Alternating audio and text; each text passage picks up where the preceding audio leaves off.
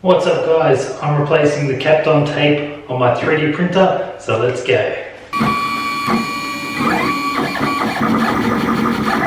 So the first thing I'm going to do is peel the old tape off. And for those who don't know, basically Kapton tape is something that was invented back in the 60s. Now it's really good at transferring heat and being an electrical insulator.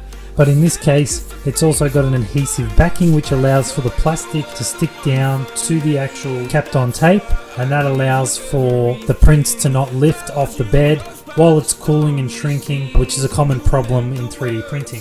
So as you can see, I've wiped down the hot bed and then cleaned off all the moisture with a microfiber cloth, and I'll cut off a new piece and attach it on with the adhesive backing. So just a bit of history as well on the Kapton tape. It was quite extensively used on the Apollo lander module. Now that I've got the start of the adhesive onto the bed, I'm just going to slowly work out all the air bubbles, because we don't want any air bubbles underneath the tape or in between the tape and the bed.